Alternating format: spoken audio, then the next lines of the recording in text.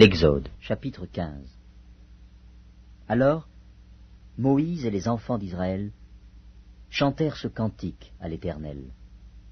Ils dirent : Je chanterai à l'Éternel, car il a fait éclater sa gloire.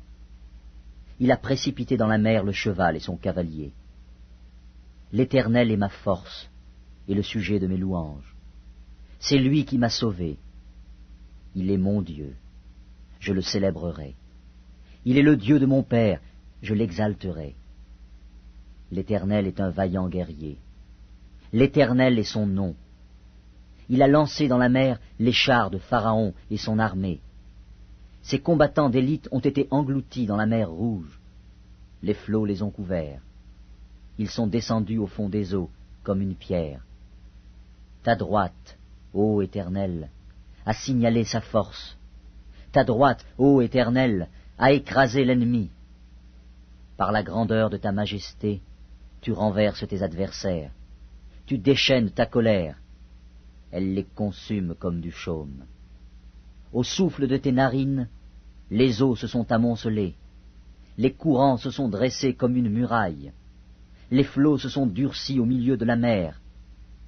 L'ennemi disait : Je poursuivrai, j'atteindrai, je partagerai le butin. Ma vengeance sera assouvie. Je tirerai l'épée, ma main les détruira. Tu as soufflé de ton haleine. La mer les a couverts. Ils se sont enfoncés comme du plomb dans la profondeur des eaux. Qui est comme toi parmi les dieux, ô Éternel? Qui est comme toi magnifique en sainteté, digne de louange, opérant des prodiges? Tu as étendu ta droite.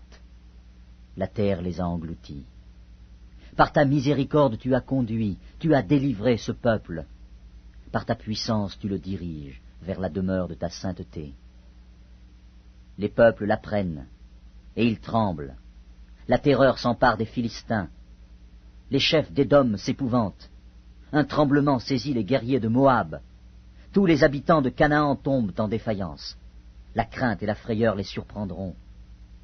Par la grandeur de ton bras, ils deviendront muets comme une pierre, jusqu'à ce que ton peuple soit passé, ô Éternel, jusqu'à ce qu'il soit passé, le peuple que tu as acquis.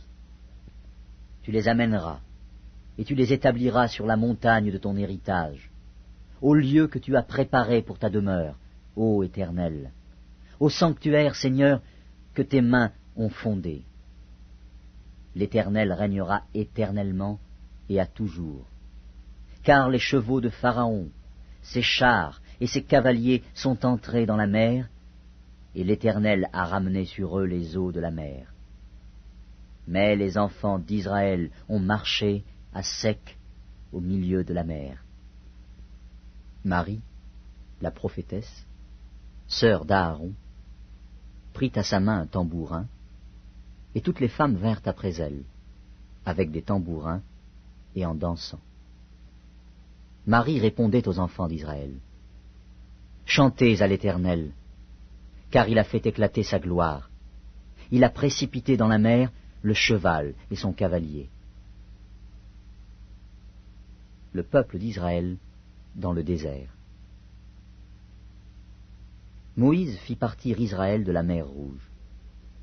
Ils prirent la direction du désert de Shur, et, après 3 journées de marche dans le désert, ils ne trouvèrent point d'eau. Ils arrivèrent à Mara, mais ils ne purent pas boire l'eau de Mara, parce qu'elle était amère. C'est pourquoi ce lieu fut appelé Mara. Le peuple murmura contre Moïse en disant : Que boirons-nous ?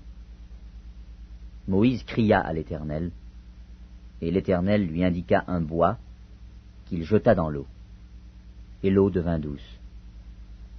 Ce fut là que l'Éternel donna au peuple des lois et des ordonnances, et ce fut là qu'il le mit à l'épreuve. Il dit : Si tu écoutes attentivement la voix de l'Éternel, ton Dieu, si tu fais ce qui est droit à ses yeux, si tu prêtes l'oreille à ses commandements, et si tu observes toutes ses lois, je ne te frapperai d'aucune des maladies dont j'ai frappé les Égyptiens, car je suis l'Éternel qui te guérit. Ils arrivèrent à Élim, où il y avait 12 sources d'eau et 70 palmiers. Ils campèrent là, près de l'eau.